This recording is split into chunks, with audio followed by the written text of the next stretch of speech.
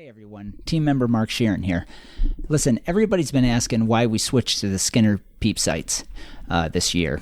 And there's a whole bunch of reasons. First of all, the owner of Skinner Sites, Andy Larson, was willing to collaborate with us to build the best ghost site for tracking on the market.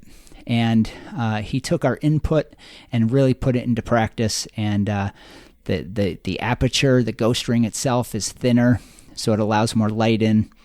It's all steel construction. It's got a lifetime warranty, and it's also a very elegant site. So there are some other features as well.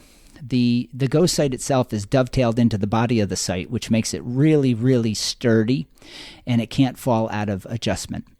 And between that and the fact that it's all steel, and the Peep site is optimized for the tracker and the still hunter, it's an amazing site.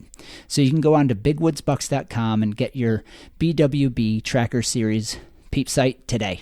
All right, good luck on the hunt.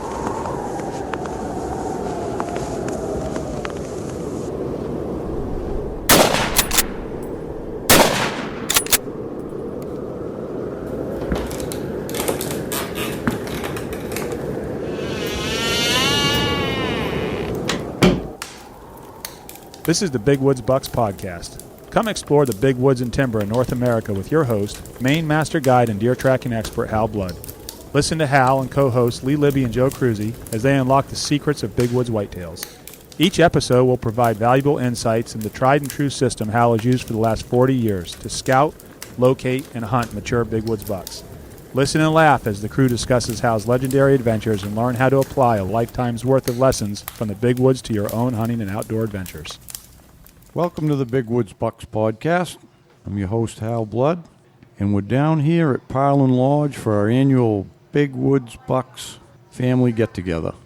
And sitting here with Joe. Hello. And co-hosting today with Joe is Mark Shireen, our C. It's Sharon. The only reason I let him do that, Mark, is because you misspell my name every time. I do. So touche. Yeah. I call him Shireen, but it's Sharon, German. But Hal does too, so. Yeah. And Mark is our company COO. Yeah. So, and then what we're gonna do is I got some housekeeping things to announce, and we're gonna have some new members on, team members, just to introduce them, just have a fun day of it, and get to know the newest people and carry on with a few announcements and this and that. All right. So let's get the announcements out of the way. You think about that? That works. Good. That works. I jotted them down. What are we announcing? Well, just a couple of things I wanted. One thing is I finally, the manager at the plant manager at Ilion finally contacted me after a few months and As plant manager for Remington, for anyone that doesn't know. Remington for Remington, the plant manager. And he's actually was there through the bankruptcy. He's still there. He's been there. He's not a new guy. So he's having his guys go through the crates, and he's going to come up with exactly what we have and what's with the guns and what they can do about it. So at least looks like we're getting closer to a resolution on that. And for you guys that have been waiting for your gun, it's good news, and it's good news for us because it's been a little bit of a headache trying to get those out. We feel like we've let people down, but obviously it wasn't our fault. But anyways, we'll get the resolution there. Another thing, last time when we had my honey on there, and we was talking about stuff, I wanted her to tell about her. Give her website if anybody's interested in her hunter soap or any of the stuff she has. So that is beyondthebranches.biz. Beyondthebranches.biz. That's a cool name. Cool name. She just made like 800 bars of soap, so she's got about 8 kinds of hunter soap and stuff, so get them before they get sold out. Okay. The other thing is, the website. We got a new website we've been working on for, I don't know, a couple of months, Mark? Yeah. Yep. Revamping it. They I guess they tell us that every minimum of 3 to 5 years or something you need a new website. So It's pretty nice, too. Is it? Yeah, it's a lot cleaner and more functional, and yeah, I think people will like it. Good. And that'll be ready when? Pretty quickly here? Yeah, I'm thinking within 3 weeks. Within 3 weeks, we'll have our new website, and it's going to make it more fluid to be able to connect through to see the videos on YouTube and all of that stuff. Yep, there will be a more active blog, all that kind of happy stuff. And what else I get here? Oh, the last thing I could think of, unless somebody comes up with something else, is I may have an outfitter moose tag because, there was a couple of snafus in just the way it got drawn, but my hunter for this year has already pushed it till next year, and the lodge that has the tag, it's a lodge tag, and he is probably, I'll know like by Wednesday if he's going to put that back out there or not. So if anybody's interested in moose hunting, I'll be guiding it. Plus I got a tag. If that's another announcement, I guess there was me and Eric, I guess. Yeah, Eric drew another one. Yeah, Eric drew another one. He sat out his 3 years and drew another one. First year back in. And, son of a gun. And I drew one. And this was the year I didn't want to draw one. And funny how that works. Yeah, because I already committed to the guiding the lodge tag. But probably better, being the way it worked out.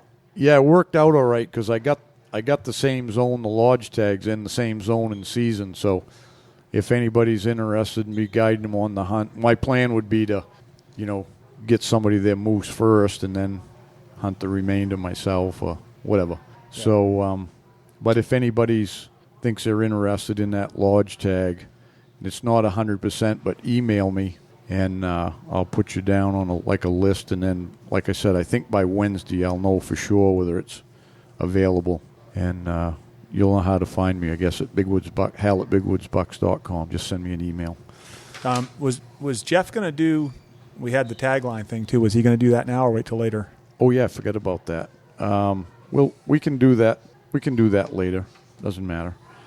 So we had is Jeff here? Yeah. All right. Jason, you got to relinquish your spot there for a second. Jason's like, I didn't even get started. Yeah. Get out of here, you filthy animal. Don't go nowhere, Jason. So Jeff Paradis put together he does the stuff he does the show stuff, but tied in with that is our merch store. And if you don't know, we put it out there and ran a contest for taglines to put on our T-shirts for the merch store. So and not that these are going to be only ones, because I was actually, there was some really good ones on there. And we had probably 200 entries, Jeff? I'm going to say something like that. I lost count of them. Yeah, we had a couple of hundred taglines to choose from, and there was a few of us that boiled it down to 25, and then today we had all the team pick the top 3 out of the 25. Yeah, but there was probably at least 4 or 5 there that I think lined up on a shirt or a hat. Yeah, so we're starting out with these 3 because that's how we announced it, but it ended up, like you said, we had so many good ones. Really a lot of good taglines for T-shirts. And so you explain how this is going to work now, Jeff. All right.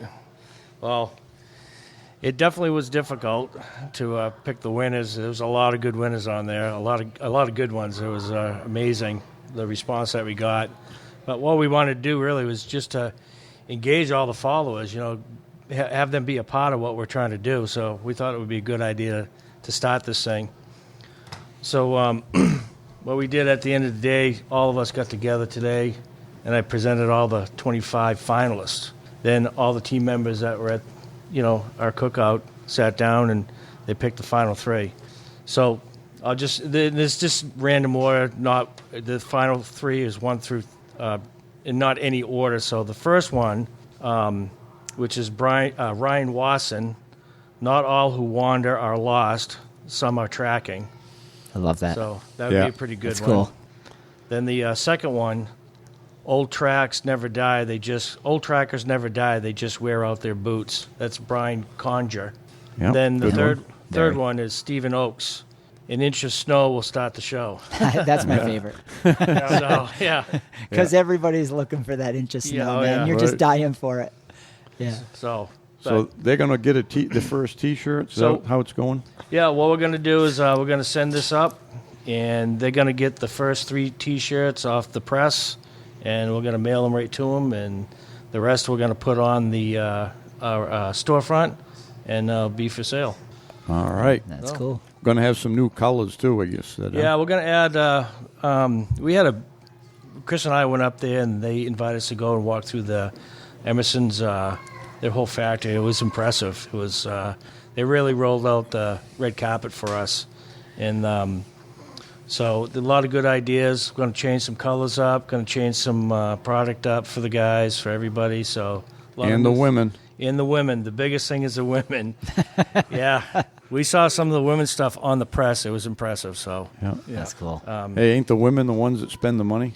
Yeah, they are in my household. Yeah. We got to get some stuff for the little babies too. Yeah, we got kids stuff coming too. So cool. Everybody's been asking about that, women's, so on and so forth. So it should be good. It's a lot of fun. A lot of good things coming up. All right. So, good work, Jeff. Good idea. Yeah. I just want to thank everybody for entering on it. It was a lot of fun. Yeah, we got a lot more than I thought we were going to get. We got hundreds. Yeah, it was hard picking them. It was. No doubt. There's some. I think one of those was one of my choices. So there was enough on there that were just. Well, I think really maybe good. we got to save this list too, because I think probably we can pick some more from this list going forward. We can definitely pick some more from this list. So we're going to log this into the storage banks, and off we go. All right. So, all right. Good. Thanks, Jeff. All right. Thank you, guys. So who's next up in line? Well, get out of here. Yeah, give him the hook. Did I drop something? I don't know, pen. All right. Jason. Got to have Jason back on.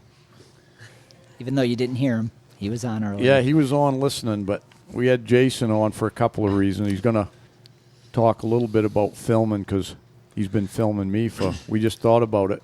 It was, the first time he filmed me was my first moose hunt 9 years ago. Yep. Yeah. And I was like, who's that surfer dude following me now? That's the first thing I thought. He's got when long I met him. hair. He can't be a hunter.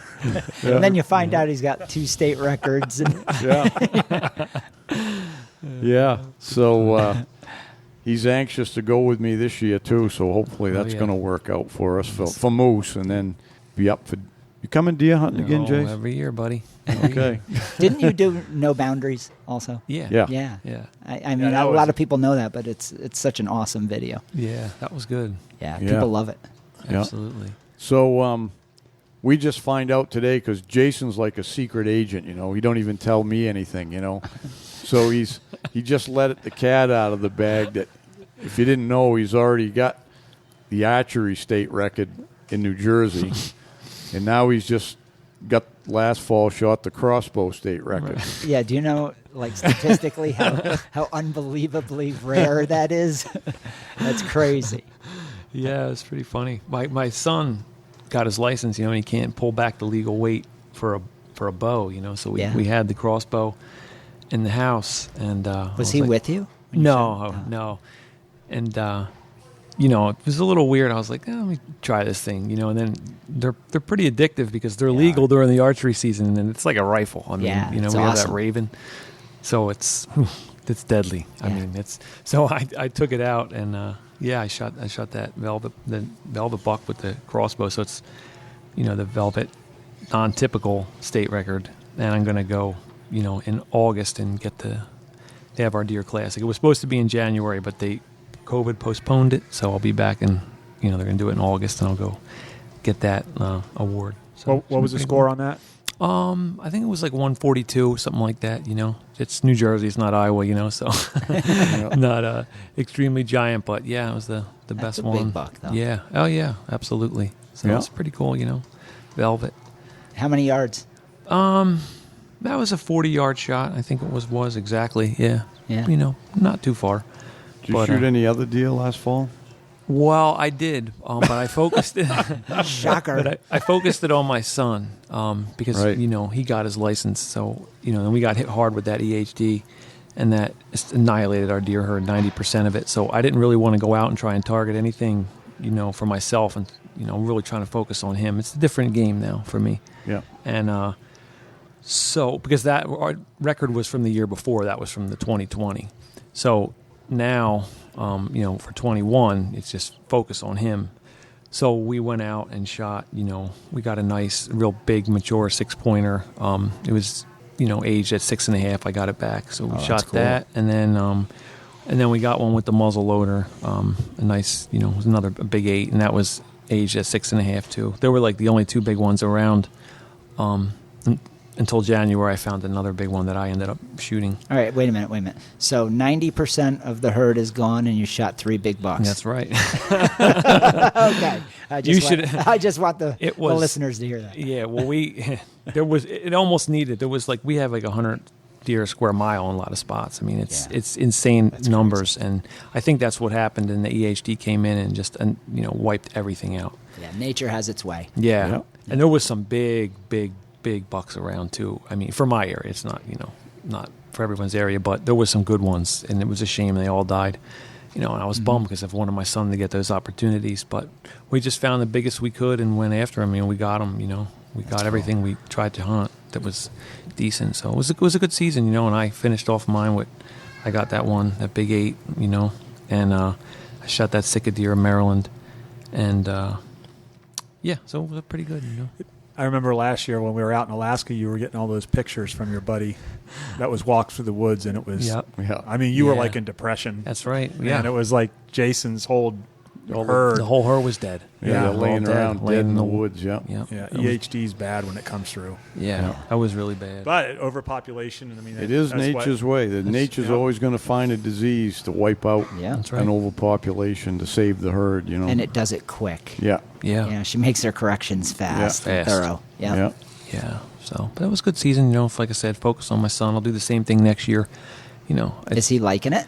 Oh yeah, he loves it. That's he cool. he loves it. He's amped up about it, and especially because there was another 10 that we could have shot at the end of last year. It was a 130 inch 10, which was the only big one alive around that I knew of still. And I told him, I said, we can go after it, or you can choose to not hunt it, and it has probably a 40% chance of surviving because it was in January, and it made it through the season. So now there's one big one that's around, and we'll be able to hunt that this September. And I hope he gets to see, or feel the opportunity, get that opportunity, because he chose not to shoot it, and that was hard. Because he was like, "Oh, it's a 10-pointer," It's cool to him, at 10 points, How old is he? He's 11 now, but he was 10 last year for the season. So. For a 10-year-old to pass something like that was pretty good. Yeah. Good sport. I wouldn't have. Yeah.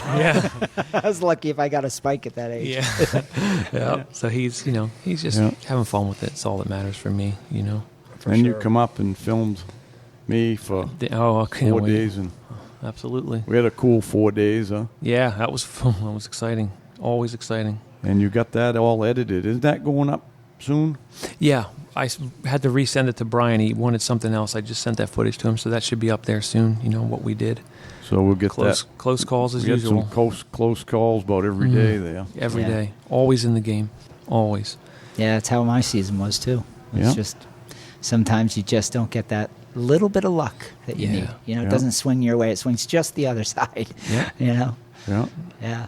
Yeah, All trying out some new methods with the GoPro filming, with the cage and all that. Yeah, it's cool. Trying to get the best quality production we can, which is hard in the snow. Did you your film that you put together from Alaska, the one that was just, did that go out on Big Woods, or was that No, just they your never personal? sent it out. I told them Because that was really good. I mean, just kind of showcasing your filming skills. It was just all kinds of panoramic stuff. He'll put it out great. there. He's got some kind of a schedule of things. I don't know what it is. That's what I wondered if you guys were going to put it out. I mean, you I thought could it was ask pretty him. cool. You could text him and ask him or something. But our guy Bryan, what's he called? Content Manager. Yeah, no. Yeah, is that what it is? But he does the social media too. I don't know now. what he's called, but he does a good job. Does a heck of a good job for us. But anyways, he's got some kind of a schedule where he's getting this stuff out on. And Yeah, I know we're doing some work this next week out at my farm, sighting in rifles. We're going to do an interview with me and Austin out in the field. While we're sighting in guns, we're going to film the whole thing as just an afternoon. Yeah. and then cut it up into some films. When he was up, we did a compass course. That must be coming out pretty quick. Yep. So you guys will. I did a. That's a great We idea. filmed by the way. compass course that I teach, and we filmed that, and we're going to put that up on YouTube here pretty quick. I think that's going to be really popular because it's one of the most common questions I get that people are afraid to ask. They're afraid Yep. to ask it because they don't want to admit that they've never understood how to use a compass. Yeah. And it's funny because I'm just going to digress for a quick second here. In Maine, when I hunted here, it was a little more confusing. I got lost for the first time in a little way.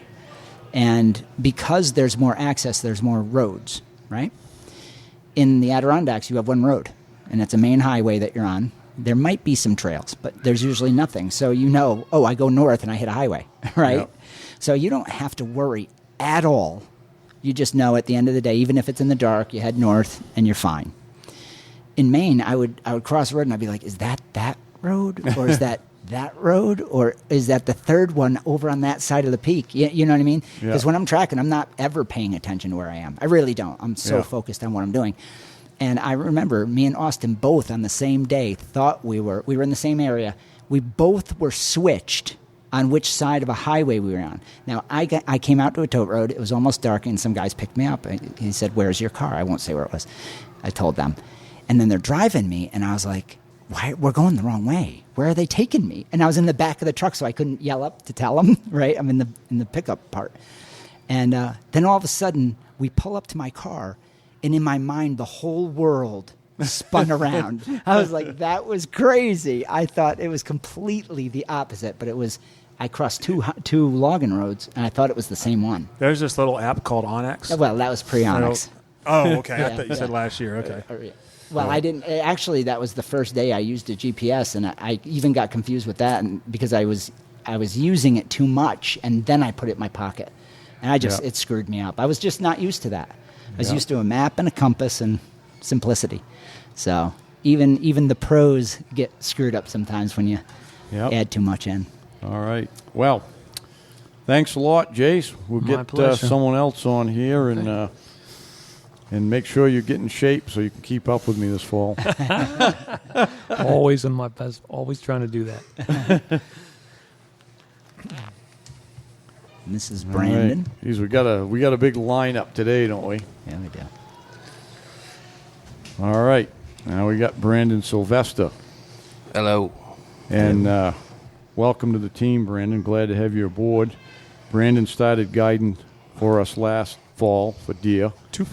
Last fall or two falls? Last fall. Was it? Last fall, Yep. yep. And then he's going to guide again this year, a couple of weeks. Couldn't get him for 4, but he wanted 1. Talked him into 2. And anyways, you came to us via Rick Labby. Yes. Yep, good friends with Rick. Yep, Good friends with hunted Rick. with Rick and stuff. So Rick rubbed off on you a little bit. Yeah, quite a bit. Quite a bit. Would you say he's your mentor? Absolutely. Yeah. Yeah. Good mentor to have. Yeah. Yeah. Yeah. So, anyways, what do you got to say for yourself? Just tell just a little bit about what you do and your family. You got 3 little kids. Yeah, I got 3 little Yep, kids. See them running around. I live in Belgrade with my wife and obviously 3 kids. I grew up trapping with my grandfather, and that's kind of where I formed a lot of my woodsman skills early on in life. Yeah. And got into hound hunting, and that's where I met Rick, and here I am today, I guess. Yeah. All in a couple of years, right? Pretty much, yeah. You were in the military, right? Yeah, I was in the National Guard for 6 years. Oh, very cool. Nice. Thanks for your service there. Yeah. And, I think Hal just brought you on board so he could say, "Let's go, Brandon." He likes saying that so often. That's the big internal joke now. Yeah. Let's go, Brandon. Yeah, I hadn't heard that at all yet. No, I'm sure it's the first time. Yeah. But man, do we all feel it? Yeah. Yeah. Oh, yeah. I know we're going to go off on politics one of these days because we're so pent up with it and so tired of everything. But we ain't today. No, not today. But it's going to be time soon. We're going to stop talking about hunting and start talking about politics. Yeah. So is it tracking that you like the best? Still hunting? What kind of stand hunting? What do you like to do? Definitely tracking. I always had an interest in it. And again, we'll go back to Rick, and that's kind of where everything took off for me. I don't even know where to start with him. He's been the best mentor in the world. Yeah, he's really free with his knowledge. He is, and It's awesome. his knowledge is endless if Yeah. you can keep up with him. That's true. He And talks as fast as he goes. He does, absolutely. And I mean, that was the first challenge, was keeping up with him. But yeah, he's very forthcoming with his knowledge. I mean, last year when we came up here prior to the season, I think I learned 30 years of knowledge in 2 days. And I mean, I can't thank him enough for that. And yeah. Yeah, it's good. Yeah. That's one thing. There's a lot of people that they think everything, they think they're the secret agent, man. You know, they don't want to tell anybody anything. it's but funny. They don't understand that if you don't pass your information along, it dies with you, right? Yeah. Yeah. So, Rick's always been like that too. yeah. He's always Absolutely. I've seen it since I met him, and that's the reason I met him, is because I was new to the area, and we had a common interest, and he was always quick to bring people out and show them, And- take kids out, everything. And he ain't afraid to show you a good spot either. You know what I mean? He's not like, I was just Yeah. going to say that. I stayed at his camp, yeah, and he was like, "Oh, you go here, with all of us." yeah, He didn't care. yeah. He's like, "There's so many deer out there." Yeah, it's right. It's Like, just, we don't there's have to enough be deer stingy. where you don't have to worry about it, Yeah. Yeah, same with me. I mean, because when we started this whole thing here, we have the American Plan people coming up, and a lot of them, quite frankly, never been to Maine or never hunted in the big woods, so you got to get them started. So we always tell them some spots to try, Yeah. and that's it. It's part of it, passing that on. Because it always rotates around anyways. What's good this year, in 5 years, it might suck, You got to go to a That's different so place. true. So you can just keep rotating around anyway from here to Recycling. there. Yeah, just cycling through areas, in and out. And yeah, just keep up with the deer. So. So Brandon, what's your favorite rifle? Everybody likes to know what a team member shoots, and I have a Browning BAR and 7mm 08. oh, that's a great round. Yep. Great gun too. I've actually fired that round since I was 11 years old. Oh, and no I'm kidding. 32 today and Yeah, still firing it. that's Yeah. cool. That's I cool. think it's one of the best rounds for kids and Women, and women. kids, yeah, It's because you can. I mean, Lea shot her first moose with a 7mm 08. I mean, that's what she's always hunted with. Well, now she shot 2 with Yeah. a 7mm 08, but yeah, there's deer and plenty everything of, else, plenty you know. of pep to it. It's basically 140 grain. a 308. I just neck hand load. down. Oh, do you? Hand load 162s, I think. Oh, they no are. kidding. Oh, no kidding. Yeah. Yeah, that's a thumper. Yeah. Yeah, Kill anything with that. yeah. So why do you like the semi-auto? Is it just comfortable to you? Have you always used that? I actually was a bolt guy for years, and the first time I went tracking with Rick, I had a bolt and figured out quick that it wasn't going to work. Yeah, they can be tough. And I mean, it was a bolt gun with a scope, and it was a snowy, crappy day, and I just figured out then it wasn't going to work. So I think that was the Friday after Thanksgiving, and that Sunday I drove to LL Cody and bought that Browning BAR, and that's what I've hunted with ever since. So did you just start tracking officially, or you were always a tracker, kind of? I was a track follower Yeah. prior to. I mean, I'd say I've been tracking seriously for probably 5 or 6 years now. Yeah. But prior to that, I was a track follower. Yeah. Yeah. I could say I was the same way until I met Hal, and I learned, oh, there's more to this than. Absolutely. Yeah. I just keep seeing tails. Yeah. Yeah. Yeah.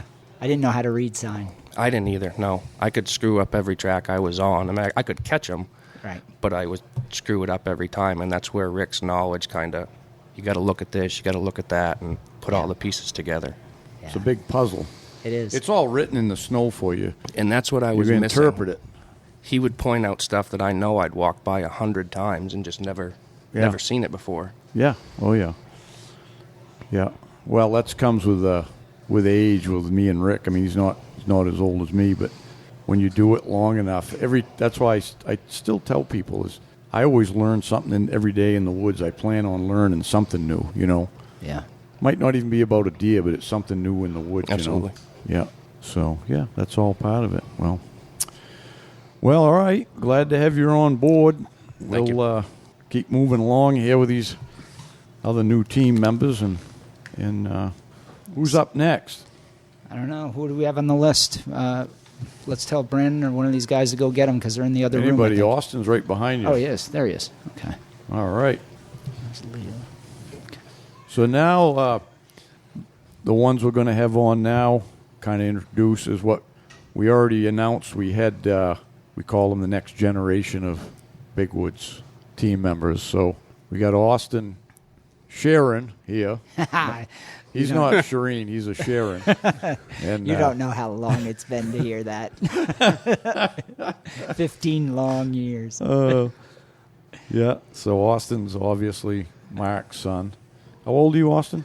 Just turned 26. Young pup. Yeah. Still wet behind the ears. Yeah, so we're glad to have you on board, too, and you learned everything from your dad, right? Yeah, well, Yeah, well. he first came hunting with you in 2006, and Was it that long ago? Yeah. and I was 10, so I really hadn't had much experience hunting at that point. Yeah. So basically, he was tracking for a couple years before I could legally hunt, and so I've been tracking on and off, some serious, some not, but we're following him for a long time. I think we learned together.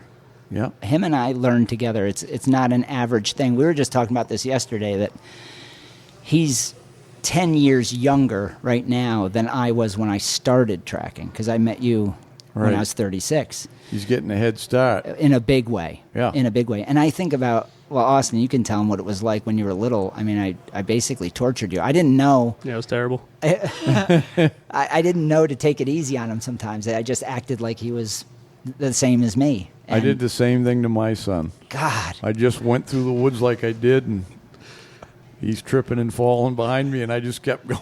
I know. It's crazy. Paid off in the long run. Yeah, so talk about that a little bit. There's a lot of days I wanted to quit at noon, and he'd always tell me, like, because he taught me to navigate young, so he'd be like, you can go back to the truck, and I was like, I can't do it. I couldn't bail. If he wasn't willing to bail, I couldn't do it. So I'd follow him and just be tortured all day. But Well, you learned persistence from that, didn't you? I did. Yeah. I did. And especially, I'd say the last 4 or 5 years when I got really serious and my priorities were a little different. So I've definitely grown a lot as a hunter in the last probably 4 or 5 years. Yeah. It's an evolution. Yeah. When you can feel it and you start getting a lot more encounters and experiences and getting closer and closer, and it's just a matter of time at that point. Yeah. And you got a pretty good one last fall. Yeah. Shot him at 6 yards, so that felt pretty good. Yeah. Can't Can't nice beat buck. it. Yeah. So now you got the third generation coming on now, right? Because you just had a little baby. Yep. My son Waylon was just born 3 months ago, so Yeah. that's pretty exciting. Yeah, I can't wait to teach him too. Yeah. That's how it keeps going. Yeah, Yeah, it's Yeah. cool. that's cool. So everybody's going to ask what gun you use. I use 2 when I'm still hunting, or if the weather conditions are good, then I have a custom Savage bolt action that I use with a Trichicon. And if the weather conditions are bad, I have my first rifle, which is a 1976 Marlin in 35 Remington. Yeah. And Switch hitters, changing guns. and my dad actually carved Old Faithful in the side of it because I don't mess with that gun. I really should carry it everywhere, but I know, don't. it's Every time I take it, I'm like, I should take it more often. Well, every time you take it, you kill something. It's crazy. It's the craziest thing. That's what I did when I started. I put the Peep sight on one, and I said, I'll get another one. I bought another pump carbine, and I put a scope on it. I said, I'll take that on the good weather days, and I'll take my Peep on the bad weather days. I never shot one. I did that only for a few years, and I never shot a deer with a scope, so I just gave it to my son when he got old enough and kept the Peep sight. Yeah. Yeah. It's been with you ever since. Yeah. We've been a few miles together. Yeah. Yeah. Yeah. And how much practicing would you say you did as a kid? Like shooting and scouting and things like that. We shot a lot, like boxes and boxes and boxes through that gun. Like it's so like second nature for me to have that. I think we bonded that way. Wouldn't you say that's true? Yeah, we go to the range a lot, and we did do a lot of scouting and just working out in the woods and stuff. So that definitely helped. Yeah. I was outside a lot as a kid. You never let me hang out inside for more than 5 minutes. Didn't matter if I was playing my Xbox for 2 hours or 2 minutes, he'd be like, "Oh, can't have video games. We're going outside." I got a quick story for you. Here's a little father-son development time. So he's in the car, and I hated video games. I'd see these kids going, I hated them. Total prejudice, right? Now, my youngest son, he plays them all the time. I don't care. Austin's like, what gives? So we're driving in the car, and he's not listening to me. He's playing with his whatever. What was it? I don't know, some Game Boy. I don't know, how old was I? Probably 10. Yeah, maybe? probably 10. And I was a little rougher in those days, so he's ignoring me, and I was getting really pissed off, and I just grabbed his Game Boy, I rolled the window down, and I hooked it out the window, and I rolled it back up. Didn't say a word. He's looking at me like, you just threw out my Game Boy. And I said, that's just for ignoring me. Don't ever ignore me again. And he's like, okay, Dad. But he talked about that for 10 years. He's like, the damn Game Boy. Yeah, that's good. Yeah, probably more fathers ought to do that. Yeah. Well, good to have you on, Austin, and people get to meet you a little bit. Yeah, I'm happy to be here. We'll be expecting a couple of big bucks this fall out of you. Certainly going to try. I can't wait. He performs, for sure. Yeah. All right. Hey, Hal here. I want to talk a little bit about our partnership with OnX Hunt.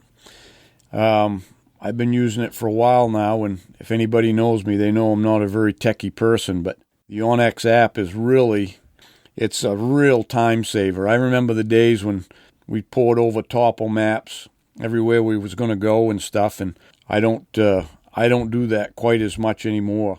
Where it's really helped me is scouting, whether it's deer scouting, a moose, or even turkey hunting in the spring, which I do. It really helps out. I don't have to spend as much time running around the truck burning up the gas. I'm just basically using my OnX. Got it on my phone. Don't even carry a GPS anymore. So I just download the areas where I'm going to be hunting, whether it's up north moose hunting, and I use it mostly on the satellite imagery. I like to see the cuts and the clearings and the turkey hunting, the hidden fields and stuff. But everybody's using it now, from the game wardens to land surveyors, and just a great tool. And with our partnership with OnX, if you use a code BWB, you're going to receive 20% off on your first premium or elite memberships. And you just go to onxmaps.com/hunt. You'll be glad you did. Good luck on the trail. Who's next? Who's next here? Lea? Lea. Come on, Lea. Don't be bashful. Dad won't be too hard on you. Nope. Can you hear us? She'll probably dispute that. I'm pretty hard on her. I think Austin's head was a Or little at least bigger she than mine. thinks I am. Yeah, Austin's head's a little bigger than yours. Yeah. A little adjustment. There we go. Hey, Punk. Hi. How are you? Good. Happy Father's Day weekend. Oh, look at that. Yeah. First It worked one. out well, Points. didn't it? Huh? Yeah, points, yeah. She's all. He can't be hard on you now. Yeah. Yeah. So Lea is obviously Joe's daughter and one of our new team members. So you started young hunting too, huh? I did, remember. yeah. Yep. As soon as I could, pretty much. Yeah. Yeah. Shot, I guess my first big game animal was when I was 11. Your moose. My bear was my first, actually, yeah. Okay. Yep. And then my moose, Yeah. and then my turkey, Yeah. and then my deer. Yeah. Jeez. And they were all within, I don't know, Couple months. Really? Same Yeah. season? Same season, yeah. Holy cow. That's It a turns great year. stressful, Those grand slams, it starts off great, but at the end, which is kind of the funny thing, is you think the deer is going to be the easiest thing, Oh, and it ended up being the toughest. yeah. And we hunted, every day after school. We were heading out to the stand, and she was always game to go. And finally, I think it was the last night you could hunt that season. It was Yeah, because we were going away. It was right Yeah. before Thanksgiving. It was when we used to go down to Florida for Thanksgiving sometimes. So Yeah, we were going in the wrong direction Yeah. those No days. kidding, huh? yeah. But we didn't do that very often. That No. was for a year or two, and then put the end to that. But anyway, yeah, I think it was the last night that she could deer hunt, and just before dark, and she shot her deer. So it was more of I think accomplishing the goal that we set out to to sure. do was what it was about. But that was a fun Gotta have season. them goals. That's right. Yep. And then her best buck was, I think that was when you got your acceptance letter to college. Was the same day, the same right? day as that. Yeah. So that was a fun pretty day. cool. Yeah. But Yeah. that was, tell the story on that one, because that was pretty good from my perspective as well. Yeah, so I was 17. It was my senior year of high school. And I remember Braden, my fiance, then he... Not then, now. Well, no, now. Not then. Unless there was something I didn't know about. Was Braden, was there, like... He probably picked you for shooting that buck. Yeah. No, I remember he said he was going to go with his cousin. He had already shot an archery season that year, actually, a really nice 10-point.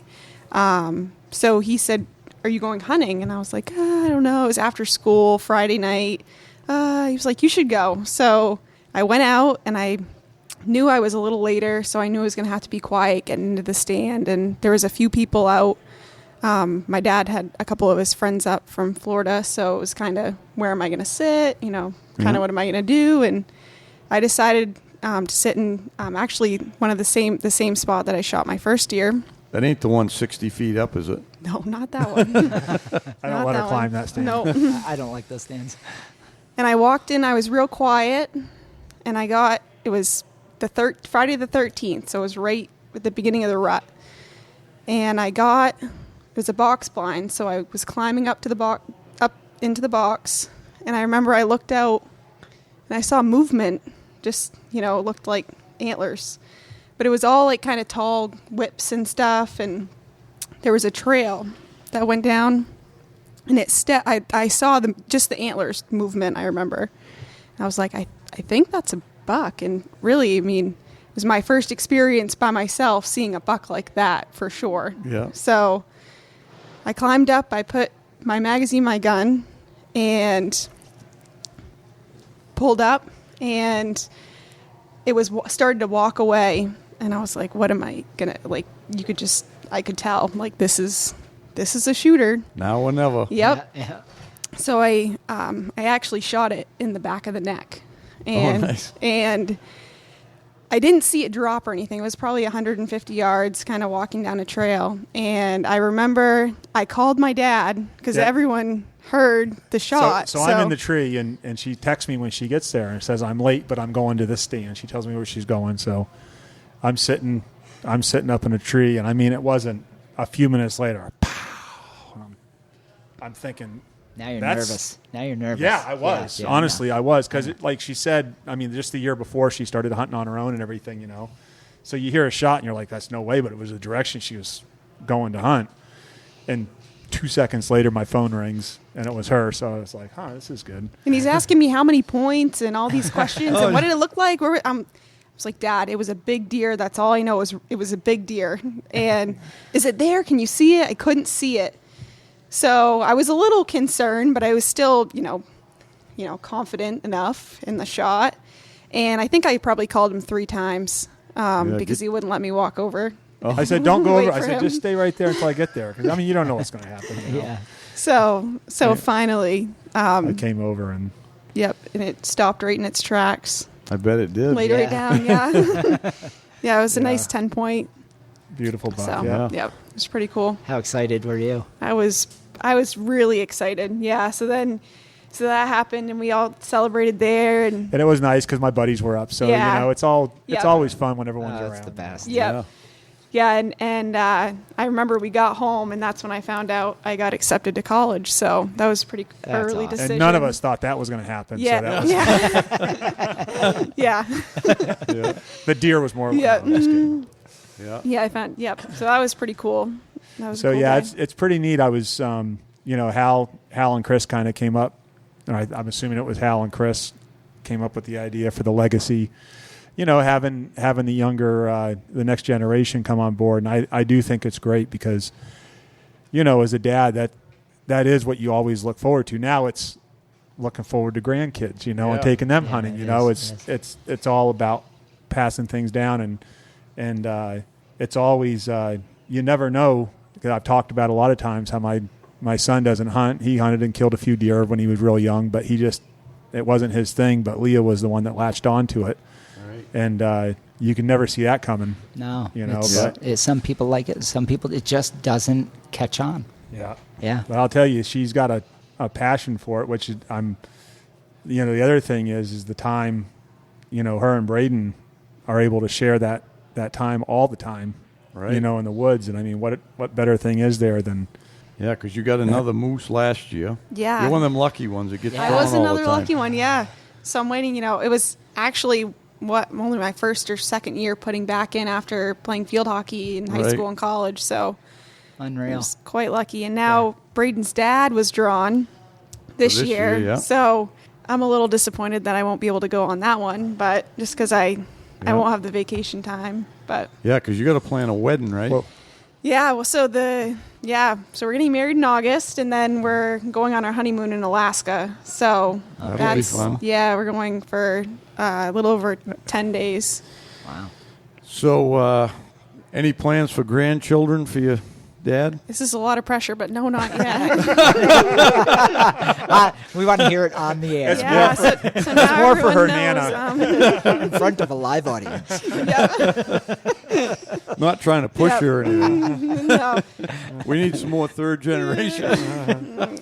I have more hunting and traveling and Yeah. stuff Fun to to do. have. Fun. Yeah. So Yeah. not that that's not fun too, but grand dog. Yeah, that'll be a start. Yeah, that I'll Yeah. tell you, and that's funny kind of about that because as some people know, I have a little bit of an affinity for shed hunting. I kind of enjoy it. You do? And, I didn't yeah, I went once. Do you really? Huh? And Braden's the same way. He's got the same sickness, but I always wanted a shed dog, but we already have 2 GSPs, and it just wasn't. I never trained them properly to hunt sheds, and getting a third dog was kind of like out of the question. So they got a lab last year, and he's turned in because Braden works with it works with him all the time, and he's naturally good. So I get that dog on the weekdays, Nice. Nice. And, So you're the grampy for the dog. and I don't have to feed it. Yeah. Perfect. I see Braden's eyes over there. He's like, you don't get him every weekday. Yeah. He's glaring Well, at me. Well, this was great having you on the team. Yeah, thanks, Yeah. guys. Yeah. All right. Congrats. Thanks for sharing your story a little bit. Yeah, of course. Sam, Samuel. the big boss's son. Uh-oh. Hey, man, can you hear us? I can hear you. All right. Sam has been killing it. Yeah. Pardon the pun. I mean, Yeah.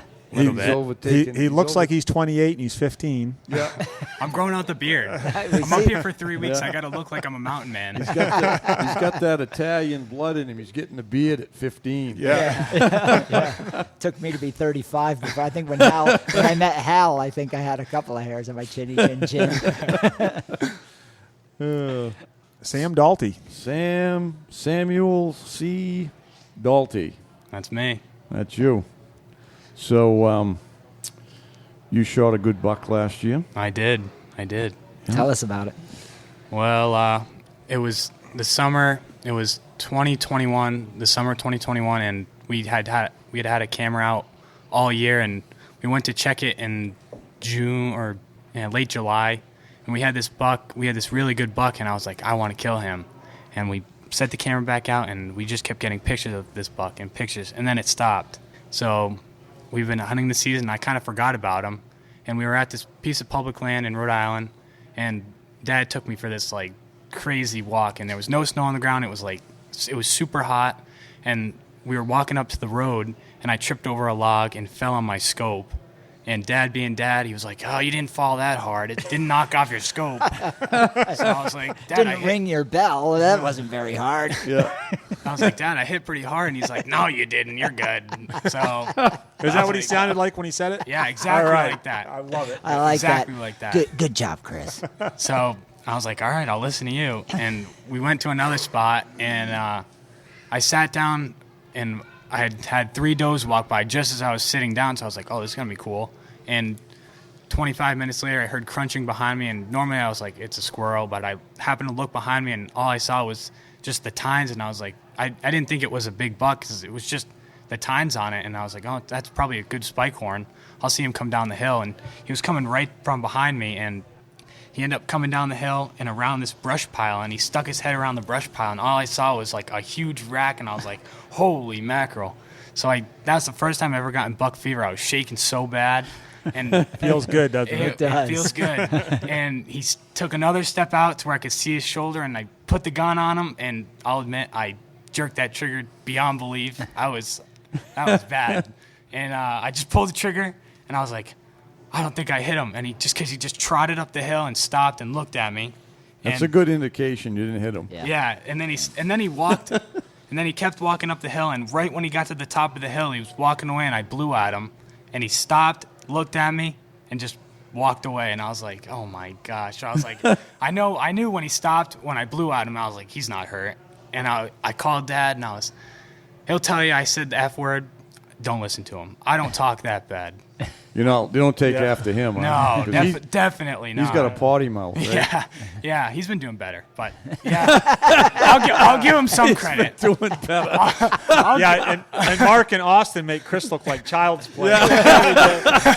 The New York crowd is not. Yeah, it's not good. I'll give him some credit. But I called him over there, and we looked for hours, and we couldn't find any blood. So I was a little butthurt by that. I was mad all week. I couldn't sleep, and every day after school that week, I was going out, sitting in that same spot over and over and over again.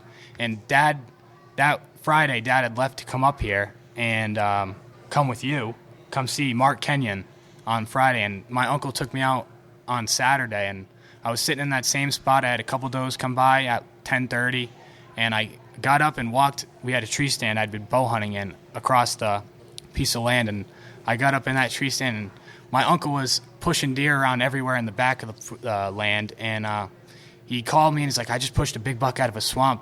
And I was like, all right, I don't know what you want me to do. But 5 minutes later, I heard crunching behind me, and he come right out from behind a boulder. I was like, that's him. That's the one I missed.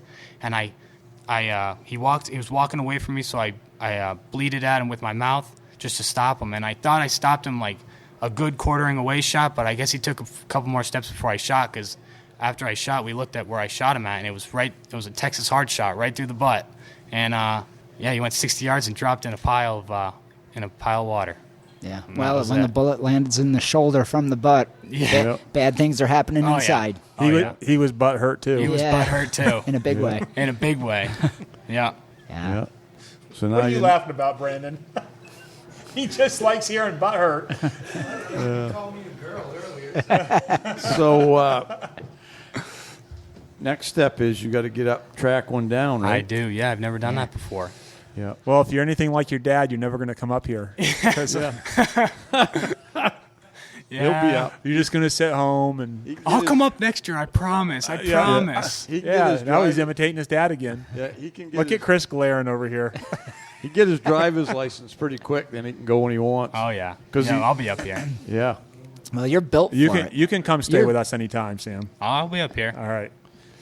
Yeah. Listeners can't see, but Sam is built like Hal, long, lanky, in shape. He's a swimmer, right? Yeah. Yeah. You got the cardio. You're ready to go. Yeah. You got a track and build. I call him the pickerel. Pickerel. Perfect. Good nickname. Yeah. Long and lean. Yeah. That's me. So what are you like? You ain't quite as tall as me yet, are you? No, I'm 6'. Oh, I'm like 6'2.5", but I round up to 6'3". Okay. Yeah. When you hit 6'3", you'll 15. be up with me. All right. Yeah. Are you that tall? 6'3"? Always have been. Why, I look shorter? Well, you're going to be didn't know soon. if you were that tall. Because that happens to all of us. Yeah, the doctor said 6'6". Ooh. I hope I'm not that tall. That's tall. How tall are you? 6'3". Yeah. Yeah, right. Yeah. Are you actually? Yeah, 6'3". Yeah. I thought you were 6'5". Nope. Oh. What do you weigh? You about $1.25? Yeah. Yeah. So I'm Buck double. 29. So I'm double your weight. 29? Yeah. Yeah. Same height. That's what I weighed when I was your age. I was actually when I was 15, because I remember it was on my original driver's license I got when I was 15. I was 5'11", $1.25. There you go. Yeah. Yeah. I was a tiny kid. Yeah. I've never been big. I've been tall, but not width-wise. Yeah. Yeah, but you'll That's fill good. out. You'll fill Yeah, out. don't ever let that bother you, because that's right. going to help you later on in life. Trust me. Yep. You'll never have to be able to eat what you want your whole life. Don't have to worry about it. Yeah. Yep. Struggle. Well, you're going to be a hell of a deer hunter, I'll tell you. Thank get you. out, I appreciate it. Yeah, you get out in those woods. Oh, I'm gonna. And Yeah. Chris teaching you and Oh, yeah. Hal. You've had I got the all best. the best people. Yeah, you do. Yeah. I mean, you literally grew up in it. That's awesome. Yeah. So his father's dumping him off this weekend. He's in my care for a few weeks. Oh, your Dad calls care? it boot camp. Your care? Yeah, he's in my care. That means I get to use him any way I want. That's So right. we're starting out Monday morning on firewood. Nice. Yeah, cutting some firewood. If you run out of things, send them down this way. Probably can keep him all summer here. Oh, I could. Yeah. Absolutely. You ever want to come up and work a summer? Yeah. Just let me know. Better be good pay. That's not how you start negotiations. Sam. Right. Yeah. I like it. I like it. Yeah. Drive a hard bargain. Best way to start The negotiating. pay will match the effort. How about that? Oh, all right. Yeah. All right. Well, welcome aboard. Well, thank you guys. And, Yep. We'll expect big things. Yeah. We'll expect no less. That's right. Anybody else? Yeah. Yeah. Big Ben. Big Ben. That's right. Dun, dun, dun. But it all- Big Ben. 6'6" weight.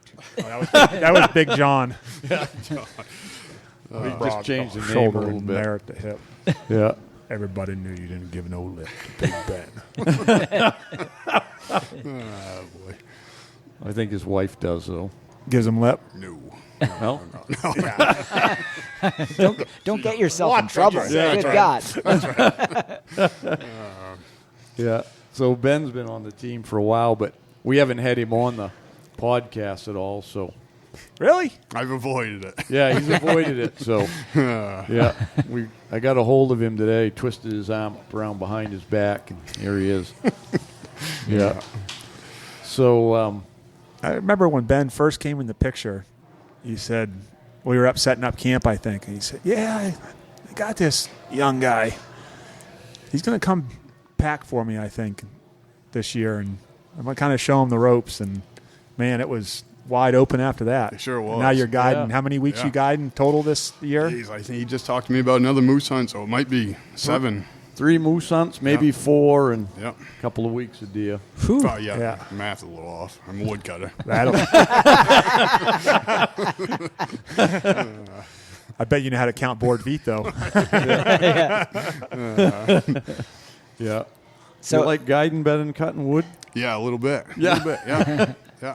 You from around here? Ben? I'm Central Maine, Oh, yep, okay. down by, in between Newport, Bangor. Okay. Yeah. So I met Ben the first time when they did a Marlin photo shoot. Oh, I remember that. Yeah. And they wanted me to find they call it the talent, you know. They were going to, it was, the marketing company was Brothers Company that did all the marketing for Remington, Marlin, all that. And they asked me if I could round up some. I said, yeah, I'll just put it out there on Facebook. And so I just had everybody that I put it out on a post, and I had people respond, and all I did was forwarded the stuff to them. It wasn't up to me to choose who they were. They want to, I guess they were looking for the certain look or whatever, you know, to match what they were doing. Right. So I just forwarded all off, and Ben got picked, and there was, what was there, half a dozen on that? Yeah. It was broke up in 2 days, so I was only with one other guy on my day. But Oh, there was 4 guys then, and then they had 1 gal, Christy. Okay. Yeah. So, yeah. We did the moose part of it. The moose. That's shoot, right. You know, whatever. Yep. Yeah, So- Bo asked me about that last weekend, too. He wanted credit for using his head. Yeah. He's like, how did it end up in a Marlin ad? And I had to think about it, and I was like, oh, I remember what happened now. Yeah. Huh. Yeah. So that's how we met anyway. But before that, had you got a hold of me about I going? had sent you an email just out of the Random. blue. I said, you know what? I'd got my license, the guide license, a year or two before that. Hadn't really done anything with it. So I was thinking, you know, I had read your books ever since, you know, for a long time now, you know, and I kind of modeled the way I hunted off of how his book was written, really. And that's just, I'd grown up hunting, but my father was a sitter, and I don't have anything against it, but I could never sit. And so when I was over in Iraq, I was actually introduced to the Benoits, which I'd never heard of before. And so I had asked somebody from home to send me a Benoits book. Well, they didn't have any idea either, and they sent me Hal's book, which I was happy about because I don't have, obviously we're now we're team members with people, from Vermont and everything. But where Hal was from Maine and I was from Maine, I just picked it up better and I liked it. So as soon as I came home and got out of the service there, that's the type of hunting that I really wanted to do. It was right up my alley, so that's kind of where the tracking thing started and all that. But so I'd had my license for a few years and got a hold of Hal, and he wrote back, that was a highlight for me that Hal Blood had even written back to me, and nobody, so he did, and then Everybody's somebody. yeah, that's true. This is true. So one day it was raining out and I wasn't working. My wife had sent me a text message that said, hey, some guy at work sent me this thing, saw on Big Woods Bucks. They were looking for some people to send in that photo like you were talking about. And I told her, yeah, if you guys see me, I don't have the best teeth, especially for a photo shoot. I think yours are better than mine. So I said, yeah, right. I'm not doing that. Well, like I said, it was raining, and I sat around and thought about it all day, and I had shot a real nice buck with a marlin. And I said, I'll just send in that, see what happens. Well, he said they must have been looking for a look. They must have been looking for a rough, because 3 hours later they had sent me an email back saying, hey, you got chose. I said, no way. It was your eyes, Ben. It was definitely your eyes. The kind, loving eyes. So that's how that started. And then it worked out good. The guy that was supposed to ride around with us had actually brought a friend, and Hal's truck was full of stuff, so I ended up getting to ride around with Hal all day because he had to bring his own truck, so it worked out. Did he make good. you wash it first before you went? Because yeah, he did that and to everyone vacuuming else. it was a process, but we got Clean this shit up. Yeah. So, yeah, and that's how that all get going. I had just asked him again. I said, hey, if you need any help, and sure enough, he needs some help packing stuff the next year for moose hunting, so went from there. You fit right. I mean, you fit right in right away. I mean, from the second you came to remote camp and everything, it's always been easy. It's been a lot of fun. Really, it's a dream come true. Really, I never expected to ever be sitting here and having Hal call me on a regular basis. Sometimes me call him. I remember the first fun. time I talked to you, saying congratulations on the team, that you're on the team, and you said no, I'm so excited, and I love to hear that, because that's how I felt. I can't believe that I'm on this team, and it's an incredible honor to be a part of this. Humbling, for sure. Yeah. And I was just like, you know what? I'm going to eat this up like a sponge. I'm just going to soak it in and try and learn as much as I can. And that's right. Yeah, you've done really well. People don't know there are people in the world, and Ben is one of these people that are super humble and always willing to help. My father-in-law is like that. I told my father-in-law not too long ago, I said, you are a Christian. You are really a Christian. He never says no, and you're one of those guys that's never says no. Yeah. It's pretty awesome. One of the best parts of the whole, and seeing it, being out there earlier with everyone when Mark was talking and stuff. It's really all about the relationships. That's what I get out of this whole thing. I mean, it's fun to hunt and everything, but this was the first time I was able to spend a lot of time with Glenn Bombardier. Yeah. He's up here this weekend, and it's just a great bunch of guys. It really is. And and what it is, it's what Mark said. Everyone's willing. There's not a lazy person in the bunch. That's right. Everyone's always willing to step up because the lazy guys aren't going to cut it anyway. Well, the lazy guys are never trackers. That's true. Yeah, that's right.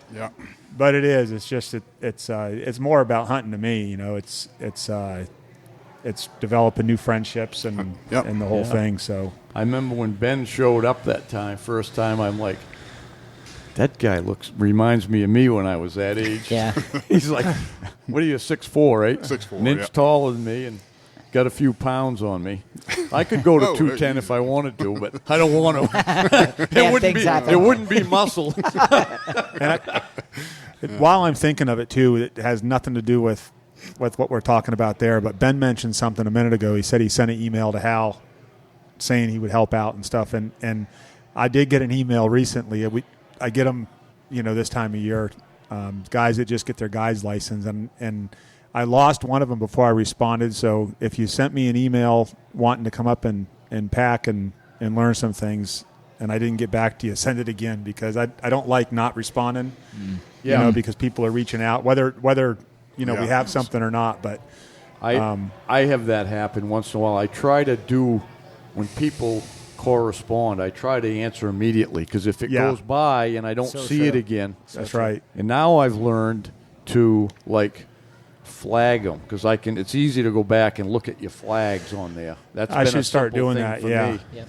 But I always try to get back with text, messenger. I get a lot of those messengers there, and I try to respond immediately.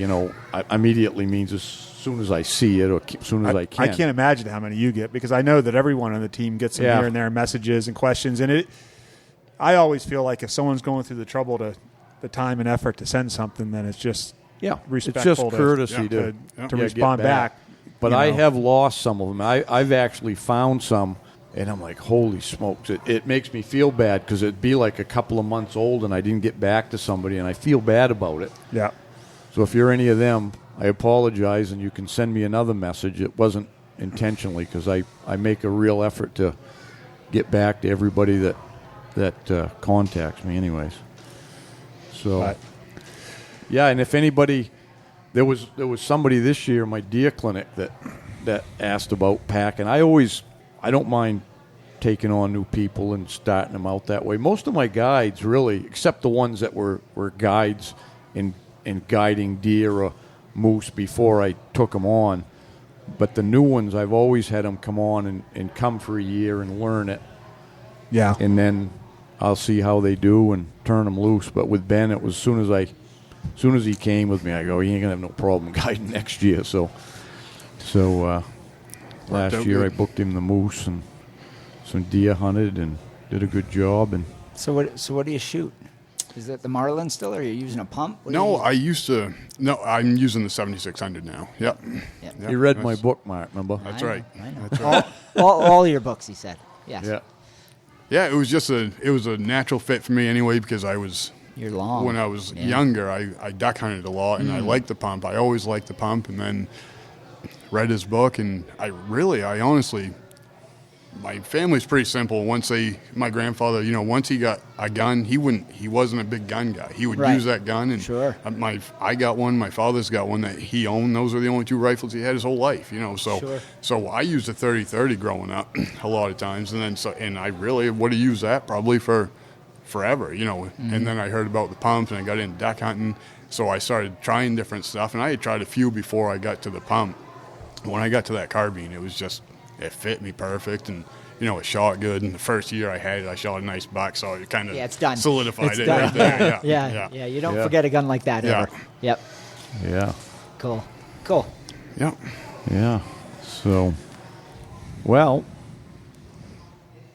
fall can't come quick enough, can it? That's right. No, waiting for it. Yeah, we're going to do a little midsummer tour up north to look around a little bit. We get a couple of cool days.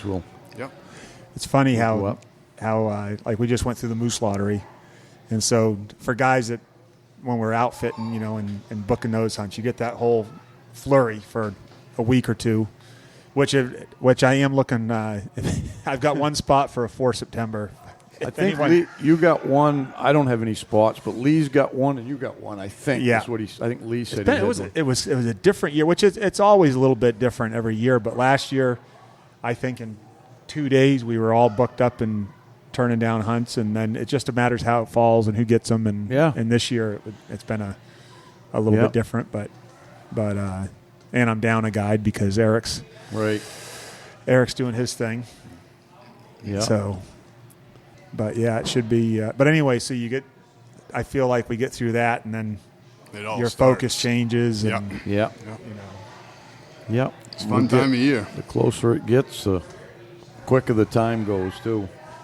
I just try to think ahead about this summer, and I'm like, holy smokes, can I get all this? I got all these things I'm thinking about. I got to do this, do that, do this, do that. And I'm like, geez, well, I got enough time to do it all, Oh, I know. There's never enough time. No. Yeah, speaking of which, I thought about that guide cabin the other day again. Yeah. Ben, we're going to put you on that project. Yeah. Is it?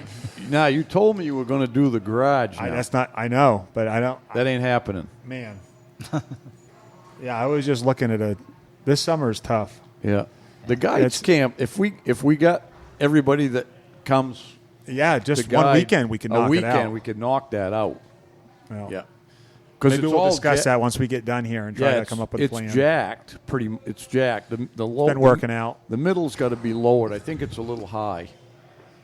Remember we said deciding. Oh, the center. Yeah. The center had. We got to take a little bit out of the middle. Yeah. The wood stove was in, right? Lee brought the wood stove over. Yeah. Really, is he still around? That Libby guy? Badly. I talked to him this week.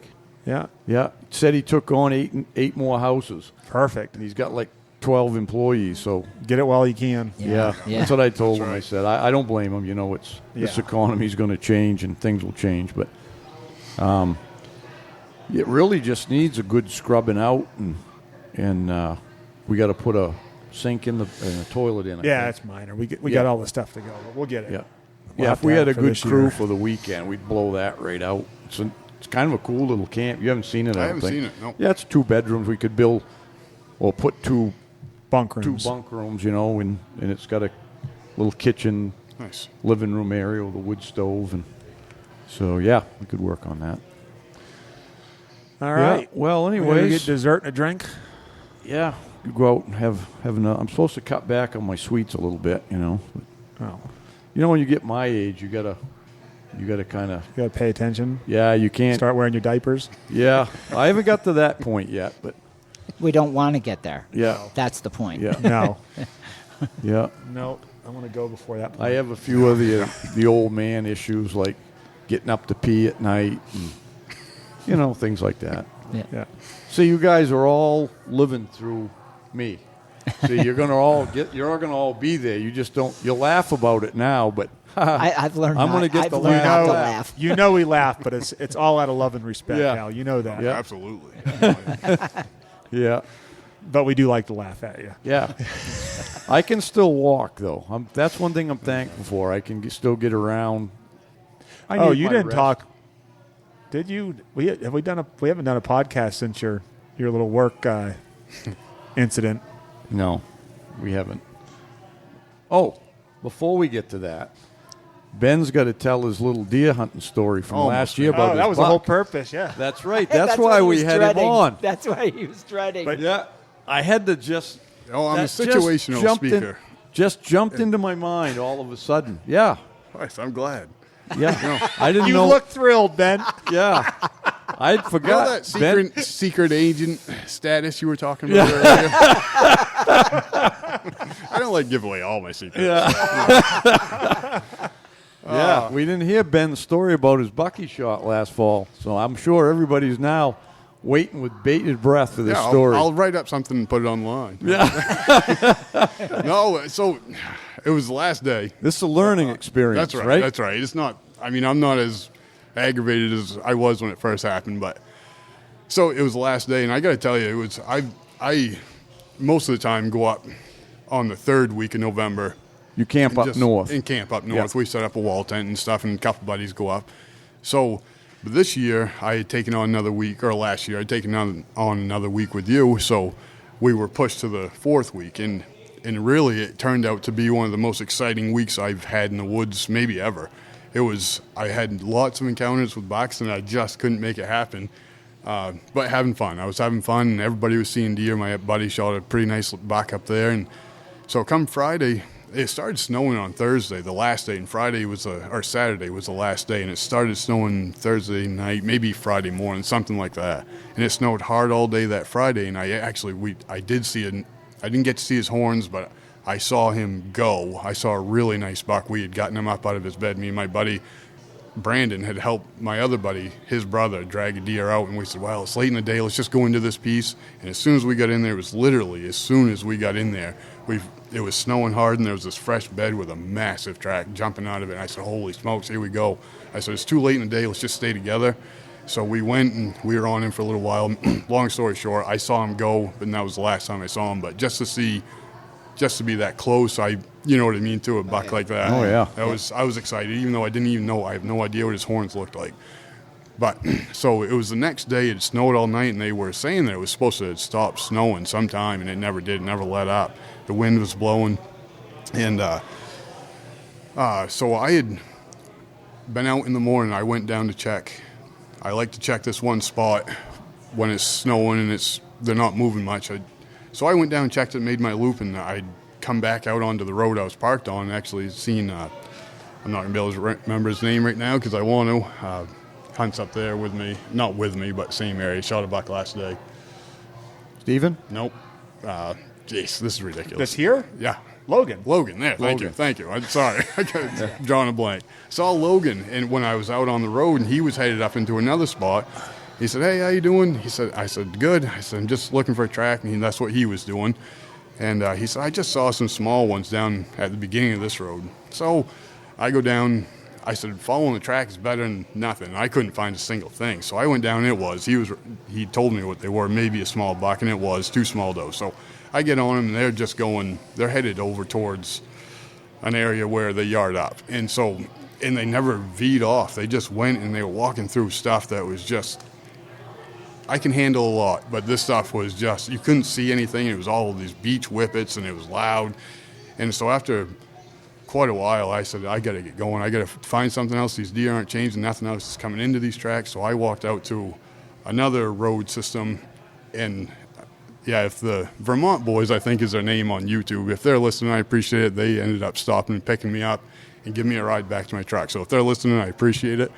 And so I had seen some deer right behind where we were camping earlier that week. And I said, I'm just going to go out there, and that's where I'm going to spend the rest of the day. Now it was, it was late in the afternoon. It was getting late for me. What I call late, it was 1 o'clock or so. So I get in there, and I just found the signpost that week. I didn't know. We camped there all the time, and I didn't know the signpost was literally pretty much right behind camp. So I went out there, and sure enough, there's a track that has 0 snowflakes, hardly any snowflakes, I should say. So I said, holy smokes, I'm back in the game, and it's last day. This is Saturday, if I didn't say that. Last day of the rifle season, so I'm back in the game. So I get on them, and it wasn't 45 minutes, half an hour, 45 minutes. I came up over this little knob, and sure enough, I jumped him. And I saw him real good, and it was just it was a quick shot, but, last day, and I don't mind to shoot, I shoot. I don't mind shooting. So I shot him, and I missed. And a total clean miss. And so he had started off on a run. When they're running, I go pretty quick, too. It's just what I like to do. So I was moving along real good while he was moving along. And when he came to a stop, he had just started walking, and he had come down over this little bank, and there was just this little brook, just big enough that I was looking at it, and I had to think, geez, how am I going to get across that one jump? Am I going to go through the middle? It was one of those real black ones. You couldn't really see the bottom of it, and I was still coming down to it from up the hill. And so I was studying it and not paying attention to the other side of the stream. When I get down to it, I gained a little speed, and I just jumped. And when I jumped, I'm literally in the air waiting to land on the other side, and I'm looking at the deer. He was standing right wow. So I hadn't heard this yet.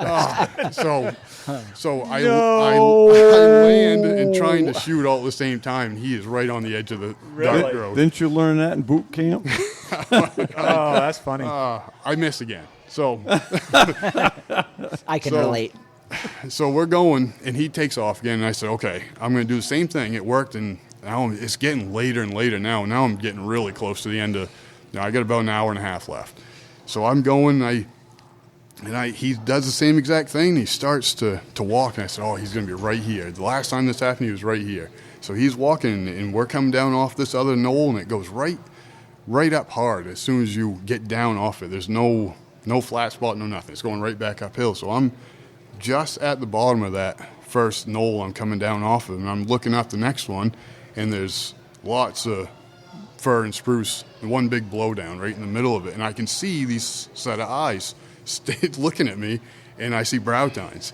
I said, oh my friggin' word, there he is right there. So I just picked up, and just as soon as I see him, he's seeing me, and it's happening fast. He whirls around, he's going to go, so I pick up and shoot one time, and his head dives under this, it was a bunch of thick, there was almost a wall right there of green growth, and his head goes under it, and I can see his tail in his rear end sticking out. And I said, oh, yes, now I'm celebrating, I'm happy. I couldn't believe it, It's awesome.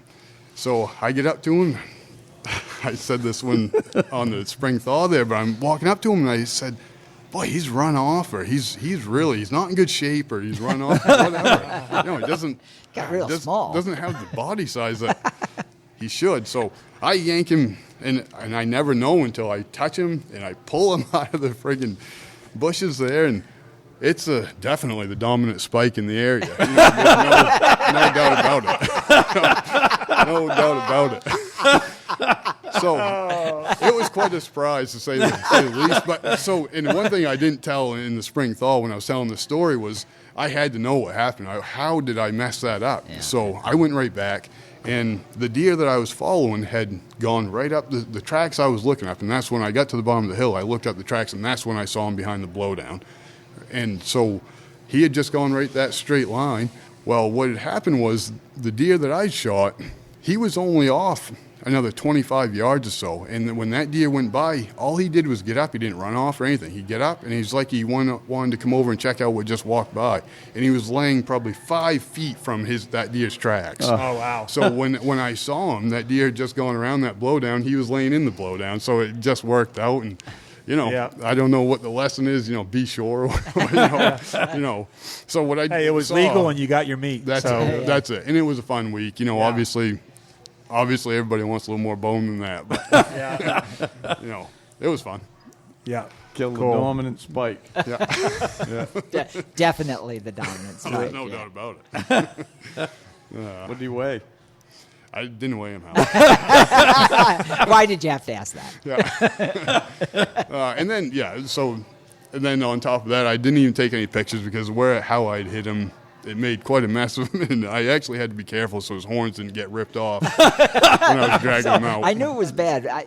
The week after season, I contacted all the team members at Shot a Buck, and I'm like, can you guys please just send in a pic for the blog? And Ben is always responsive, and I'm getting radio silence. Right? Finally, I'm like, screw this. So I call him, and he's like, you don't want pictures of this. And I'm like, got it. Been there. Yeah. Well, I've been there and done that, Ben. Yeah, me too. Well, me too. Not on a spike, though. Oh, yeah. Well, you outdid him. That's right. Yeah, that's right. Yeah.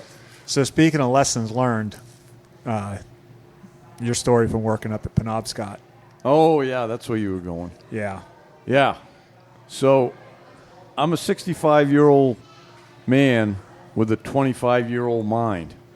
So I've been helping a buddy up Penobscot Lodge every year. He's purchased it and trying to renovate it and stuff. So it's kind of a little summer job, and I like it because it's up in the middle of nowhere and got to go by boat to get there. But anyways, he was coming up to go in and open it up, and we had to take some outboard motors up.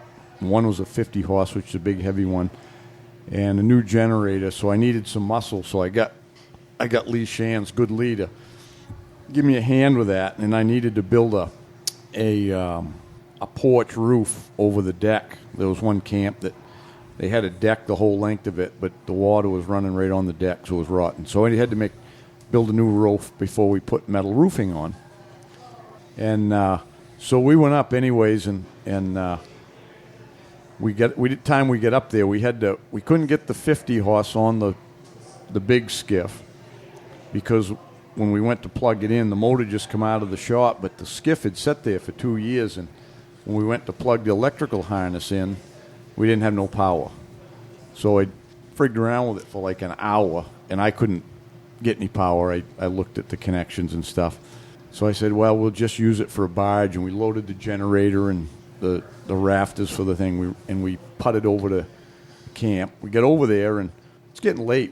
Time we got up there, it was, 4 o'clock or something, and we got the generator up there, got it, and the generator was brand new. We had to put the oil in it and the gas in it and everything, and we got it in the generator shed, fired it up, boom, the lights come on. I hit the switch for the water pump to get water, and water pump come on. I said, everything's going good, because every year when he closes it up in the fall, he inevitably forgets to drain something, and I got to fix some leaks. So I'm looking around there, nothing's leaking, everything's going good, but the pressure don't seem right. It seems like it's not building up, and when it does, it goes back down. All of a sudden, there's water coming right down through the ceiling. It's like a shed L off from the kitchen. So I know it's the bathroom upstairs. So I run up there, and it ain't nothing in the bathroom leaking. But there was a sink in the back room, and they took it out and unhooked it. And he didn't drain those drains in the fall, open the valves on them. And one of them had a shark bite fitting, and the ice blew the fitting off. So anyways, we got half an inch stream of water coming out. I ran down, shut the pump off, shut the valve off, and then I said, I got to go up and see what I need to fix it. Well, I could see it just pushed the shark bite apart, so I took it apart, put it back on, tightened it up, went down, hit the pump. So now I've gone up and down a couple times, and the floor is flooded down there. And we're fighting. It's getting dim light in places, and so I want to get stuff done.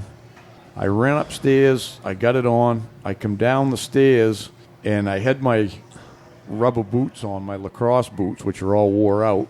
And I went down them too fast, and it was deck enamel. Everything was wet. And I took a ride down the steps. I got about 3 steps down on my side of my leg and my kidney, bumping down the stairs, my elbow. I hooked on my other arm onto the railing, and I got me slowed up, and my feet went out onto there's a chest freezer by the stairway, and that's where I ended up. Knocked the wood pile over, and everything hurt. And Lee comes running out of the kitchen. He goes, "You all right? You all right?" And I go, "I don't know, Lee. Just let me lay here for a minute," because I couldn't tell because everything hurt, Yeah. And this isn't even the one I was thinking of. Yeah. Well, this is the beginning of it. So It gets bad. I'm laying there, and this pain, after a little bit, the pain starts subsiding. So it was subsiding, and I'm like, does my elbow hurt the worst? No, I think it's my leg. And I'm like, no, I think my kidney hurts the worst. Couldn't figure it out. But I figured out that I wasn't hurt bad, you know what I mean, to have to get out of there. So I got up, come out of it, and hobbling around there, and I said, I had to get the water back on. So I turned the water back on, and everything's looking good, but the pump, it still ain't bringing pressure up right. So usually, sometimes the contacts on them, but I put a new one. I put a brand new pressure tank the summer before, and I put a new switch on it, and I take a screwdriver and I hit them contacts sometimes just to check them. Well, I didn't have a screwdriver. I had a pair of channel locks in my hand. So I went to touch the contacts of the channel locks, and they arced off from the adjuster thing. It went, psst, and the lights went out, and everything's dark. Yay, and Al. it's like 8 o'clock at night, like a rainy night, cloudy night, and we can't see nothing. You and Lee huddled together, didn't you? Yeah, we got in the fetal position and was hugging each other, almost crying. But anyways, I'm out of here. Neither one of us had a flashlight or a headlamp. Good Boy Scouts, be prepared. Yeah. So I'm like, it's just got to be the breaker. So I went over and I got in the entrance panel there, and I hit the breaker on the pump. Didn't hit. I said, it's got to be the main breaker. Nope, nothing. No lights, no nothing. I'm like, you got to be kidding me. I said, well, it's got to be the breaker on the generator. I went up there, and it's a brand new generator. I hadn't looked it over that much, but there's always 2 buttons, the reset buttons by the outlets. I pushed them, and they were in. I'm like, no, that ain't tripped. So I went back down. I go, Lee, it's too dark to try to figure it out. I said, so let's go out on the porch. The only light was out on the porch. We had a little bit of light left. So we ate beans and sausages out there and went to bed. So I got up in the morning. I was thinking it over, and I go, I got to just trace the wire back out. I said, it can't be anything. So I didn't realize on the generator, it was different than the one that was in there. It was a Generac, but it had a 2-pole breaker switch on the other side by the big 220 one where you plug the big round 220 in. And I hit that, fired the generator up, boom, we got lights again, we got power. But the water pressure was still off. But I found that leak later on in the week. It was the pipe down in the lake where the water comes from was chafed. So anyways, Lee had to go out to work. So he goes out, and he had to work Sunday, Monday, Tuesday. And the plan was we're going to come in Tuesday afternoon. He was going to come up, and we go back in and build that porch roof. All the materials are there now. So we run in, and I said, Lee, we get in there about, same thing, we probably get in there about 3 o'clock or 3:30. I said, if we can just get the old roof off, we're going to take off a pitched roof that was just in front of the door, so it's like 5 feet wide by 8 feet long, tied into the main roof, supported by 2 posts out on the edge of the deck. I said, if we can get this off tonight, we'll start right in the morning building that new roof, and there'll be no problem. Because it was talking about rain the whole time. So I got up on the roof, and I peeled the shingles back where they came together so I could see how it was tied in. Got the shingles off, threw them all down, and I could see the stringers. I took my chainsaw, and I cut the boards down between the two the rafters, and I pulled all them boards off, and I can see pretty simple. I just had to cut the 2 rafters close to the roof, and then there was a post support in the middle. Took the chainsaw, cut the boards, ripped them, cut the rafters, got everything cut off, went back down, and there's 2, they're like 4x4s tied into the building like supports. I said, we cut them. I said, I'm going to notch the posts, and it'll tip right off. We can push it, and it'll tip right off the deck.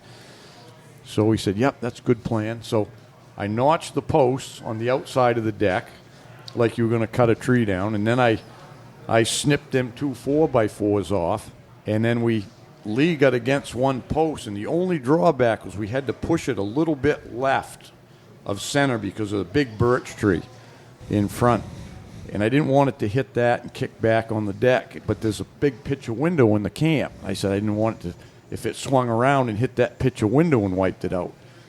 So Lee starts pushing, and when he does, I can see it's wanting to go left too much.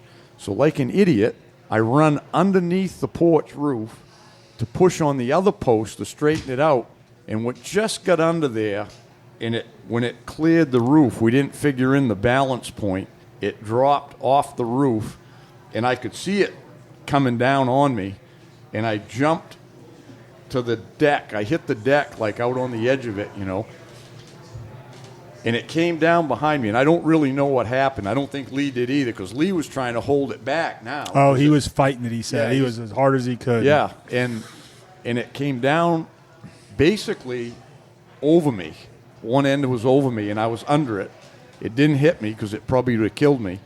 And I either rolled off the deck when it went forward, or it swept me off the deck, and I landed. It's about 5 feet to the ground, and we'd just thrown all the boards with nails and shingles with nails down there.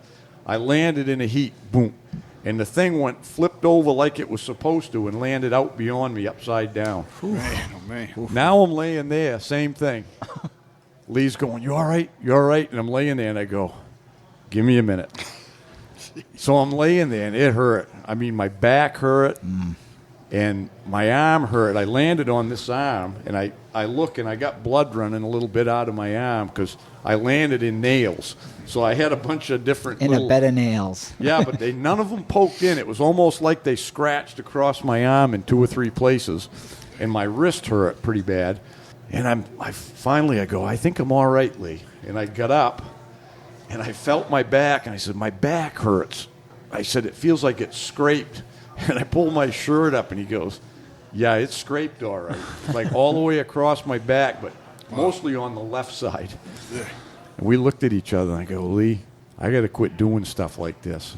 Because we both agreed to the plan. It all looked right, but we didn't figure on that balancing point. Well, I was so afraid of it staving up the house, the camp, that I jumped under there, and I shouldn't have done it. So I won't do it again. Lee called me on the way home that day, and he was pretty shook by it. I mean, it was one of those close calls, And we had this whole deep discussion about how things can change so quick, and how we were heading into Moose Lottery weekend, and it could have been something really bad happened to Hal, or he's in the hospital, or it's just when you're working that stuff, and we all do it. We do stupid stuff, and we act quick and everything, but it's just a good lesson, and just take your time and look at things, especially when you're doing stuff like that. You're always in a hurry. That's a problem half the time I have. I'm in a hurry to get stuff done. Me too. It's gotten me in a ton of trouble. In retrospect, we should have just put a rope around it, gone out on the lawn, and pulled it off instead of getting behind it, Yeah, at all being involved. Yeah. My dad would say that. He goes, in nature, you get 2 warnings. And if you don't heed them, you're going to die. I mean, he was just that frank about it because he lived 93 years, and he saw, then it's a pattern of just self-abuse. He's like, once you have the pattern, at 3 it's a pattern. And so I, as a young man, I've had a lot of broken bones and bad situations, and I learned that rule to be true. Yeah. So now I'm like, when I get that gut feeling, I go, whoa, whoa, whoa. I just got to learn to be careful because I'm still pretty light on my feet and stuff, but Split second, man, it changes everything. Yeah. I don't need to do that, so I got to think a little bit more now. Yeah. Well, we're all glad you just got a few scrapes. Yeah, they're healing up. So we got hunt stock coming up. Well, yeah, we forgot that announcement earlier, so we'll make that announcement and wrap it up. When is that? August 12th. Hunt stock is this big event out in Massachusetts, Central Mass, I guess. Mm-hmm. And August 12th, 13th, and 14th. And we'll be there doing I think we're doing some seminars. Oh, yeah. Yep. Seminars, and we'll have a bunch of a team out there. And we'll have our display out there. We'll have swag. Yep. Are you going to do any podcasts down there? I don't know. Yes, I think we're doing a live podcast. I think. Okay. I hope I didn't just talk out of turn. Jeff's organizing it. We'll find out from him. But yeah. So anyways, the point of this announcement is we'll be there, and looks like it's going to be a fun event. It's going to be, I think it's focused just on deer hunting, ain't it? Yeah. Yeah, I kind of got more excited about it after our spring thaw. Yeah. Because we had so much fun doing that, just hanging out with everyone and talking hunting, and hunt stock's going to be like that, but bigger, so it should be a good time. So we're going to be in the main barn, there's a big barn indoor thing, because a lot of it's outside, but they're putting us in the main barn. And then, but anyways, if you're going to come to hunt stock, you're going to get a discount if you put in the Big Woods Bucks code. Yeah. Do we have the link on our website? I think so, yeah. Yeah. So we got a link on the website, or if you Google in hunt stock and all that, and you buy tickets, I think you can buy a 1, a 2, or 3 day ticket or something like that. Yep. I think it's gonna be kind of cool if everyone just comes out, kind of just show support for hunting and like-minded people, and just everyone come out and have a good time. I think it's going to have like a fair atmosphere, right? I mean, it's outside. It's not like the shows that are in a convention hall and it's all stuffy. I think it'll be fun. At first when it said August, I'm like, who the heck's interested in hunting? Well, they're getting ready for it. Yeah, they are. But I think because it is an outside thing, hopefully the weather's nice, but, it's summertime. You ain't But they're going to have the big tents and stuff. Yeah. I mean, it's going to be it's a hell of a show, I think. Yeah. Yeah. Yeah. So hope we see you there. Yeah, get your discount. Yeah.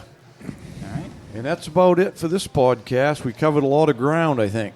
Just like being on a big buck, we covered a lot of ground. Yeah, we did. So support our sponsors and click the bell there to get your subscription on YouTube or whatever you do there, and follow us on Facebook, YouTube, Instagram, all that stuff. Until next week, good luck on the trail. Hi, everyone. This is Big Woods Bucks team member Mark Sheeran. A lot of you know that I've been working with addicts and alcoholics now for the last 32 years. And one of the things that we just developed, which is very exciting, is the Freedom Model online program. And this program makes it so that you can learn the entire Freedom Model curriculum, all 470 pages of it, through pre-recorded video tutorials that myself and Michelle Dunbar, the other co-author of the Freedom Model, built for you. So you'll be able to learn the entire curriculum, how to get over an addiction without AA meetings, without rehab, without endless therapies, without recovery, and you can move on from this problem for good. If you want more information about this, go to online.thefreedommodel.org. That's online.thefreedommodel.org, or call 888-424-2626. And if you want that program for 50% off, use code BWB22. That's BWB22. So go to that address, hit the Enroll Now button, use that coupon code, and you'll have a program for the rest of your life. You can use it anytime you want. You'll get all updates. It's a one-time fee, and it's very affordable. And you'll get it for 50% off. BWB22. All right, everybody. Take care. Hey, guys. Joe here. Wanted to take a few minutes to talk about Lake Parlin Lodge. We're a 4-season lodge located just south of Jackman. We've got cabins, lodge rooms, mini lodge. We're a big snowmobile destination in the winter, full restaurant, bar, all the amenities that you need for your trip. Open obviously through the summer, right on the lake. Kayaks, canoes, all included with the cabin. We also do a lot of weddings, so if you're looking for a destination wedding, we can do a wedding up to 200 people. And, of course, we've got our hunting season, moose season, deer season. So check us out. We're at lakeparlandlodge.com. Hey, thanks for tuning in. Till next time, good luck on the trail.